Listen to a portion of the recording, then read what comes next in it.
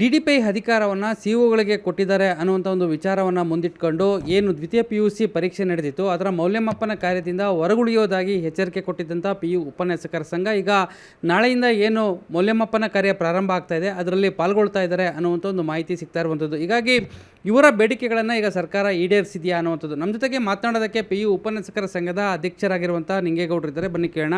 Sir, ಈಗೇನು ನೀವೊಂದು ಕಳೆದ ಒಂದು ವಾರದಿಂದ ಒಂದು ಸ್ಟೇಟ್ಮೆಂಟನ್ನು ಕೊಟ್ಟಿದ್ರಿ. ಈಗೇನು ಅಧಿಕಾರ ಮೊಟಕುಗೊಳಿಸಿ DDPI ಅವರ ಅಧಿಕಾರವನ್ನು ಮೊಟಕುಗೊಳಿಸಿ ಅದು ಬೇರೆ CEO ಲೆವೆಲ್ಗೆ ಹಸ್ತಾಂತರ ಮಾಡ್ತಾ ಇದ್ದಾರೆ, ಇದು ಸರಿಯಲ್ಲ, ವಾಪಸ್ ತಗೊಳ್ಬೇಕು ಅನ್ನುವಂಥದ್ದನ್ನು ಮನವಿಯನ್ನು ಸಲ್ಲಿಸಿದ್ರಿ. ಈಗ ಸರ್ಕಾರ ನಿಮ್ಮ ಬೇಡಿಕೆಗಳಿಗೆ ಒಪ್ಕೊಂಡಿದೆಯಾ, ಹೇಗೆ?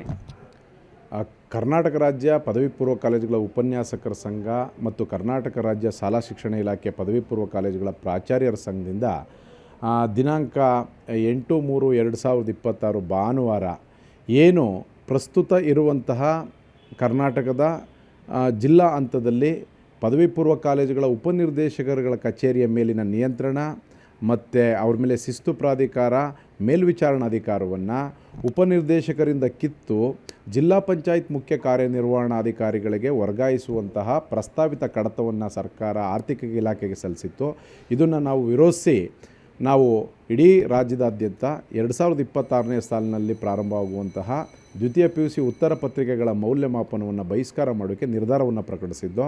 ಇದರ ಪರಿಣಾಮವಾಗಿ ಮಾಧ್ಯಮಗಳಲ್ಲಿ ಮತ್ತು ಸರ್ಕಾರದ ಹಂತದಲ್ಲಿ ಹಲವಾರು ಚರ್ಚೆಗಳು ನಡೆದು ನಿನ್ನೆ ಮಾನ್ಯ ಶಾಲಾ ಶಿಕ್ಷಣ ಇಲಾಖಾ ಸಚಿವರು ವಿಧಾನ ಪರಿಷತ್ನಲ್ಲಿ ಶೂನ್ಯ ವೇಳೆಯಲ್ಲಿ ಸನ್ಮಾನ್ಯ ವಿಧಾನ ಪರಿಷತ್ ಸದಸ್ಯರಾದಂಥ SL ಭೋಜೇಗೌಡರು ಮತ್ತು ಪುಟ್ಟಣ್ಣವರು ಕೇಳಿದಂತಹ ಪ್ರಶ್ನೆಗೆ ಉತ್ತರಿಸ್ತಾ ಸರ್ಕಾರದ ಮುಂದೆ ಸದ್ಯ ಆ ರೀತಿ ಪ್ರಸ್ತಾಪಗಳಿಲ್ಲ, ಜೊತೆಗೆ ಕಳೆದ ವರ್ಷ ಮತ್ತು ಅದರ ಹಿಂದಿನ ವರ್ಷದ ಮೌಲ್ಯಮಾಪನ ಭತ್ಯೆಗಳು ಮತ್ತು ಪರೀಕ್ಷಾ ಕಾರ್ಯದ ಭತ್ಯೆಗಳನ್ನು 20ನೇ ತಾರೀಕಿನ ಒಳಗಡೆ ನಾವು ವಿತರಿಸ್ತೀವಿ.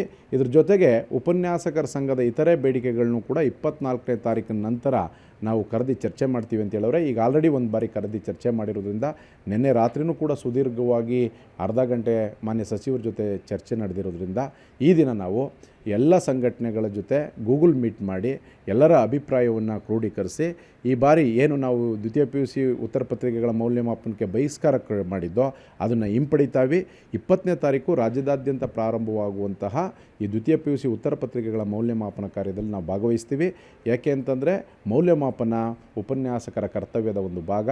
250 ದಿನಗಳ ಕಾಲ ವಿದ್ಯಾರ್ಥಿಗಳ ಭವಿಷ್ಯವನ್ನು ನಾವೇ ಬೋಧನೆ ಮಾಡಿ ಪರೀಕ್ಷೆಗಳನ್ನ ನಡೆಸಿ ರೂಪಿಸಿರ್ತೀವಿ. ಅವರ ಉತ್ತರ ಪತ್ರಿಕೆಗಳನ್ನ ಮೌಲ್ಯಮಾಪನ ಮಾಡಿ ಫಲಿತಾಂಶ ಪ್ರಕಟ ಮಾಡೋದು ನಮ್ಮ ಜವಾಬ್ದಾರಿ. ಆ ಜವಾಬ್ದಾರಿಯನ್ನು ನಾವು ನಿರ್ವಹಿಸ್ತೀವಿ. ಸರ್, ಹಾಗಾದರೆ ಈಗ ನಿಮ್ಮ ಬೇಡಿಕೆಗಳನ್ನು ಸರ್ಕಾರ ಈಗ ಈಡೇರಿಸುತ್ತೆ ಅನ್ನೋಂಥ ಒಂದು ಭರವಸೆ ಸಿಕ್ಕಿದೆಯಾ? ಮತ್ತು ಯಾಕೆ ನೀವು ಒಂದು ವಾರದಿಂದ ಈಗ ಸಚಿವರು ಹೇಳ್ತಾ ಇದ್ದಾರೆ ಆ ಥರ ಯಾವುದೇ ಪ್ರಸ್ತಾವನೆ ಇಲ್ಲ ಅನ್ನುವಂಥದ್ದು ಹೇಳ್ತಾ ಇದ್ದಾರೆ, ಇದು ಮತ್ತು ಇನ್ನೇನಕ್ಕೆ ನೀವು ಬಹಿಷ್ಕಾರದ ಎಚ್ಚರಿಕೆ ಕೊಟ್ಟಿದ್ದು? ಮಾನ್ಯ ಸಚಿವರ ಜೊತೆ ನಾವು ಸುದೀರ್ಘವಾಗಿ ಚರ್ಚೆ ಮಾಡೀವಿ. ಆ ಕಡತ ಆರ್ಥಿಕ ಇಲಾಖೆಯಲ್ಲಿರುವುದ್ರ ಬಗ್ಗೆ ಕೂಡ ಅವ್ರಿಗೆ ಮನವರಿಕೆ ಮಾಡಿಕೊಟ್ಟಿವಿ. ಯಾವುದೇ ಆದೇಶಗಳಾಗಿಲ್ಲ. ಒಂದು ವೇಳೆ ನಾವು ಪ್ರತಿಭಟನೆ ಮಾಡಿ ಈಗ ಎಚ್ಚೆತ್ಕದೆ ಹೋಗಿದರೆ ಆ ಕಡತ ಆರ್ಥಿಕ ಇಲಾಖೆ ಅನುಮೋದನೆ ಪಡೆದು ಮುಂದೆ ಅದು ಸರ್ಕಾರದಿಂದ ಆದೇಶ ಆಗಿದರೆ ನಮ್ಗೆ ಅದು ದೊಡ್ಡ ಮಟ್ಟದ ನಷ್ಟ ಆಗೋದು. ಕಾರಣ ಏನು ಅಂತಂದರೆ ಜಿಲ್ಲಾ ಪಂಚಾಯತ್ ಮುಖ್ಯ ಕಾರ್ಯನಿರ್ವಹಣಾಧಿಕಾರಿಗಳಿಗೆ ಪದವಿ ಪೂರ್ವ ಶಿಕ್ಷಣ ಇಲಾಖೆ ಉಪನಿರ್ದೇಶಕರ ಮೇಲಿನ ನಿಯಂತ್ರಣ ಮತ್ತು ಮೇಲ್ವಿಚಾರಣೆಯನ್ನು ಹಸ್ತಾಂತರಿಸಿದ್ರೆ ನಮಗೆ ತಳಮಟ್ಟದಲ್ಲಿ ವ್ಯಾಪಕ ಮಟ್ಟದ ರಾಜಕೀಯ ಮೂಗು ತೂರಿಸುವಿಕೆ ಪ್ರಾರಂಭ ಆಯ್ತದೆ. ಆ ಕಾರಣಕ್ಕೋಸ್ಕರ ಅದೇ ನಮ್ಮ ಪ್ರಮುಖವಾದ ಬೇಡಿಕೆ. ಆ ಬೇಡಿಕೆ ಸರ್ಕಾರದ ಮುಂದೆ ಪ್ರಸ್ತಾಪನೆ ಇಲ್ಲ ಅಂತೇಳಿ ಮಾನ್ಯ ಸಚಿವರು ಸದನದಲ್ಲಿ ಉತ್ತರ ಕೊಟ್ಟಿರೋದ್ರಿಂದ ಆ ಸಮಸ್ಯೆ ಬಗೆಹರಿದಿದೆ. ಇದಿಷ್ಟು PU ಉಪನ್ಯಾಸಕರ ಸಂಘದ ಅಧ್ಯಕ್ಷರಾಗಿರುವಂಥ ನಿಂಗೇಗೌಡರ ಮಾತು. ಏನಂತಂದರೆ ಈಗಾಗಲೇ ರಾಜ್ಯ ಸರ್ಕಾರ ಏನು DDPIಗಳ ಅಧಿಕಾರ ಏನು CEOಗಳಿಗೆ ಹಸ್ತಾಂತರ ಮಾಡ್ತಾರೆ ಅನ್ನುವಂಥ ಒಂದು ಪ್ರಸ್ತಾವನೆ ಇತ್ತು, ಅದು ನಮ್ಮ ಬಳಿ ಇಲ್ಲ ಅನ್ನುವಂಥ ಉತ್ತರವನ್ನು ಈಗಾಗಲೇ ಶಿಕ್ಷಣ ಸಚಿವರು ಹೇಳ್ತಾ ಇರುವಂಥದ್ದು. ಹೀಗಾಗಿ ಅವರ ಬೇಡಿಕೆಗಳನ್ನು ಇದು ಯಾವುದೇ ಪ್ರಸ್ತಾವನೆ ನಾವು ಜಾರಿಗೊಳಿಸಲ್ಲ, ಜೊತೆಗೆ ವಾಪಸ್ ತೆಗೆದುಕೊಂಡಿದ್ದೇವೆ ಅನ್ನುವಂಥ ಒಂದು ಮಾತನ್ನು ಹೇಳಿರುವಂಥದ್ದು. ಹೀಗಾಗಿ ಮೌಲ್ಯಮಾಪನ ಕೂಡ ಕಾರ್ಯದಲ್ಲಿ ಭಾಗವಹಿಸ್ತೇವೆ ಅನ್ನುವಂಥ ಒಂದು ಮಾತನ್ನು ಈಗ ನಿಂಗೇಗೌಡರು ಸ್ಪಷ್ಟಪಡಿಸ್ತಾ ಇರುವಂಥದ್ದು. ಕ್ಯಾಮ್ರಾ ಪರ್ಸನ್ ದೀಪಕ್ ಜೊತೆ ನಂದೀಶ್ ಮಲೆನಹಳ್ಳಿ, ಏಷ್ಯಾನೆಟ್ ಸುವರ್ಣ ನ್ಯೂಸ್, ಬೆಂಗಳೂರು.